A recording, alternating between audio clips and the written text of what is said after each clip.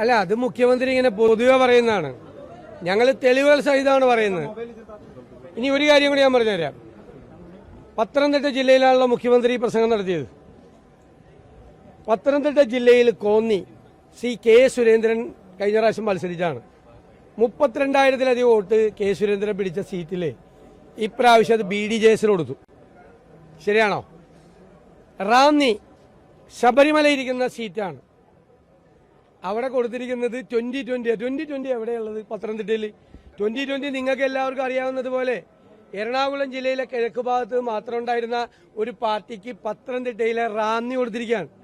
എന്നിട്ട് റാന്നിയിലെ 2020 സ്ഥാനാർത്ഥി പറയാണ് ശബരിമല വിഷയമൊന്നും ഞങ്ങൾ ഉന്നയിക്കുന്നില്ല, അതിൽ സർക്കാരിന്റെ ഭാഗത്ത് തെറ്റൊന്നുമില്ലെന്ന്. സർക്കാരിന്റെ ഭാഗത്ത് തെറ്റൊന്നുമില്ലെന്ന് ആരാ പറയുന്ന? NDA സ്ഥാനാർത്ഥി. BJP ആ സീറ്റ് 2020 കൊടുത്തിരിക്കുകയാണ്, റാന്നി സീറ്റ്. അപ്പൊ പറയിപ്പിക്കല്ലേ ഞങ്ങളെ കൊണ്ട്. പിന്നെ ഒരുപാട് സ്ഥലത്ത് കാസർഗോഡ്, മഞ്ചേശ്വരത്ത്, പാലക്കാട്, മനസ്സിലായില്ലേ, പല സ്ഥലങ്ങളിലും പരസ്പരം അങ്ങോട്ടും ഇങ്ങോട്ടും ജയിപ്പിക്കാനുള്ള ഏർപ്പാടുകളാണ് ഇവർ ചെയ്തുകൊണ്ടിരിക്കുന്നത്. മുഖ്യമന്ത്രി സ്ഥിരം പറയുന്ന വാക്കാണ് പറഞ്ഞത്. മുഖ്യമന്ത്രിയല്ലേ ചെയ്തത്? കരുവന്നൂരിലെ കൊള്ള, CPM-ന്റെ കൊള്ള, ബാങ്കിലെ കൊള്ള എത്രയാണ്? 300 കോടി രൂപ ED വന്ന് കഴുത്തിന് പിടിച്ചു. അപ്പം നിങ്ങളെല്ലാവരും വാർത്തയിട്ട് എന്താണ്? ED പിടിമുറുക്കുന്നു പാർലമെന്റ് ഇലക്ഷന് മുമ്പ്. അപ്പം ഞാൻ നിങ്ങളോട് അന്നൊരു വാക്ക് പറഞ്ഞു, ED പിടിമുറുക്കുന്നത് തൃശ്ശൂർ സീറ്റിന് വേണ്ടിയിട്ടാണെന്ന് പറഞ്ഞു. നിങ്ങളുടെയൊക്കെ ലൈബ്രറിയിൽ കാണുന്നത് തൃശ്ശൂർ സീറ്റിന് വേണ്ടിയിട്ടാണ് ED പിടിമുറുക്കുന്നത്. CPM നേതാക്കന്മാരുടെ കഴുത്തിലാണ് ED പിടിമുറുക്കിയത്. അപ്പോൾ തൃശ്ശൂർ സീറ്റ് നിങ്ങൾക്കറിയാലോ, പൂരം തല്ലി തകർത്ത് പൂരം അലമ്പാക്കി BJPക്ക് ജയിക്കാനുള്ള സാഹചര്യം ഉണ്ടാക്കി കൊടുത്ത്. അത് കഴിഞ്ഞിട്ട് ED എവിടെയെങ്കിലും പിടിമുറുക്കിയ ആ പിടി എവിടെ പോയി?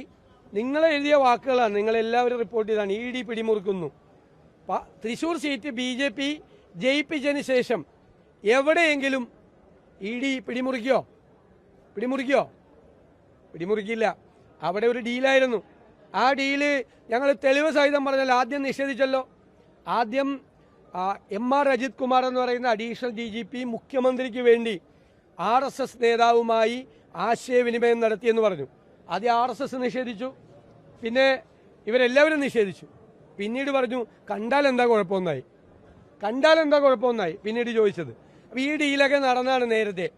മുഖ്യമന്ത്രിയല്ലേ 1-ാം നമ്പർ കാർ ഉപേക്ഷിച്ച് മസ്കറ്റ് ഹോട്ടലിൽ വന്ന് RSS നേതാക്കന്മാരുമായി ചർച്ച നടത്തിയത്? നിങ്ങൾക്കറിയാലോ.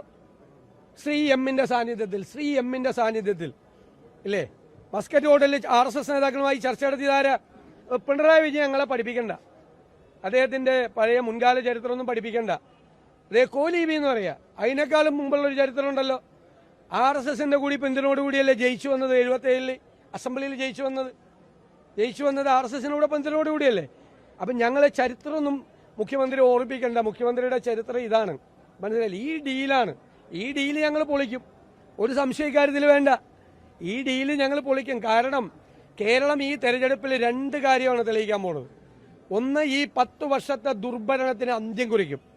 2, കേരളം മതേതര കേരളമാണ് എന്ന് ഈ കേരളത്തിലെ ജനങ്ങൾ ഉറക്കെ ഈ രാജ്യത്തോട് വിളിച്ചു പറയും. ഇത് രണ്ടുമാണ് ഈ തെരഞ്ഞെടുപ്പിൽ നടക്കാൻ പോണത്. അതുകൊണ്ട് നിങ്ങളുടെ ഒരു ഡീലും നടക്കൂല. അല്ലല്ല, ഇപ്പൊ നിങ്ങളോട് ഞാൻ കുറെ സീറ്റ് പറഞ്ഞില്ലേ? ഞാൻ ഇന്നലെ പറഞ്ഞില്ലല്ലോ. ഇന്നലെ പാലക്കാട് മാത്രമല്ലേ പറഞ്ഞുള്ളൂ. ഇപ്പൊ കാസർഗോഡ് പറഞ്ഞു ഇല്ലേ, മഞ്ചേശ്വരം പറഞ്ഞു, റാന്നി പറഞ്ഞു, കോന്നി പറഞ്ഞു. എത്തിയില്ലേ ഇപ്പൊ അത്രയും? ബാക്കി പറയാം. ഇനിയും കുറെ ഇവര് തമ്മിൽ രഹസ്യമായി നടത്തിയിരിക്കുന്ന ഡീലുകളെ കുറിച്ച് ഇനിയും പറഞ്ഞുതരാം. ബാക്കി കാര്യങ്ങൾ കൂടി. എവിടെ? അതൊന്നും അല്ലല്ലോ അവിടെ നടന്നിരിക്കുന്ന. എന്താണെന്നറിയാൻ പാടില്ലേ? അവിടെ നടന്നിരിക്കുന്നത് മുഴുവൻ CPM-ന്റെ കോട്ടകളിലല്ലേ വോട്ട് പോയത്. വോട്ടല്ല, അത് CPM-ന്റെ കോട്ടകളിലാണ് വോട്ട് കംപ്ലീറ്റ് പോയിരിക്കുന്നത്. നിങ്ങൾക്ക് കംപ്ലീറ്റ് ആയിട്ട് അറിയാലോ, അവിടുത്തെ കാര്യങ്ങൾ അറിയാലോ. അത് ഞങ്ങളെ വോട്ടല്ലല്ലോ പോയിരിക്കുന്നത്.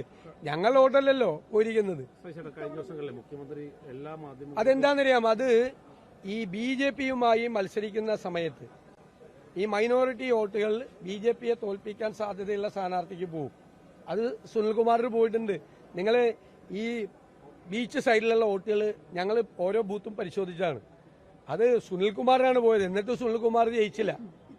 ഞങ്ങൾക്ക് പരമ്പരാഗതമായി കിട്ടിക്കൊണ്ടിരിക്കുന്ന വോട്ടുകളും മറ്റ് പാർലമെന്റ് കോൺസ്റ്റിറ്റ്യുവൻസിയിലും ഞങ്ങൾക്ക് കിട്ടിക്കൊണ്ടിരിക്കുന്ന വോട്ടുകൾ ഞങ്ങൾക്ക് നഷ്ടപ്പെട്ടിട്ടുണ്ട് അവിടെ തൃശ്ശൂരിൽ.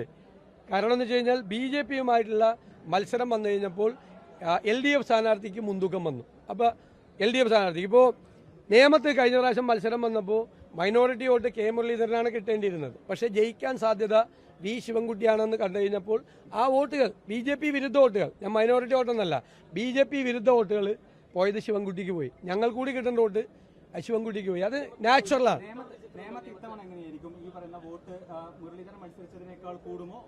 അല്ല, ഞങ്ങളും BJPയുമായി ഡയറക്റ്റ് മത്സരം വരും ഇപ്രാവശ്യം. അതേപോലെ തന്നെ മുഖ്യമന്ത്രി കഴിഞ്ഞ ദിവസങ്ങളിലൊക്കെ ഇന്റർവ്യൂ ഒക്കെ ശ്രദ്ധിച്ചിരുന്നു, മാധ്യമങ്ങൾക്കെല്ലാം ഇന്റർവ്യൂ കൊടുക്കുന്നുണ്ടായിരുന്നു, അങ്ങനെ ശ്രദ്ധയിൽപ്പെട്ടിരുന്നു. അതൊക്കെ കണ്ടിരുന്നല്ലോ, ഇന്റർവ്യൂ ഒക്കെ കണ്ടിരുന്നു. എല്ലാത്തിനും മറുപടിയും പറഞ്ഞിട്ടുണ്ട്. മുഖ്യമന്ത്രി പറഞ്ഞ എല്ലാ കാര്യങ്ങൾക്കും നമ്മൾ കൃത്യമായും മറുപടി പറഞ്ഞിട്ടുണ്ട്. മുഖ്യമന്ത്രി ഇന്റർവ്യൂ അല്ലേ കൊടുക്കുന്നത്, നിങ്ങൾ ഇതുപോലെ കാണുന്നില്ലല്ലോ. നിങ്ങൾ ചോദിക്കുന്ന എല്ലാ ചോദ്യത്തിനും ഞാനല്ലേ രാവിലെ ഉത്തരം പറയണം എല്ലാ ദിവസവും. മുഖ്യമന്ത്രി ഓൾ ഇന്ത്യ റേഡിയോ അല്ലേ? അല്ല, മുഖ്യമന്ത്രി ഓൾ ഇന്ത്യ റേഡിയോ ആണ്. അങ്ങോട്ട് മാത്രമേ പറയുള്ളൂ, അങ്ങോട്ട് ചോദിക്കാൻ. റേഡിയോ കേൾക്കുമ്പോൾ അങ്ങോട്ട് ചോദിക്കാൻ പറ്റില്ലല്ലോ. ഓൾ ഇന്ത്യ റേഡിയോ അല്ലേ? നമ്മൾ അങ്ങനെയല്ലല്ലോ. എല്ലാ ദിവസവും വന്ന് നിങ്ങൾ ചോദിക്കുന്ന എല്ലാ ചോദ്യത്തിനും കുത്തിത്തിരിപ്പ് ചോദ്യത്തിനൊക്കെ ഞാൻ മറുപടി പറയല്ലേ.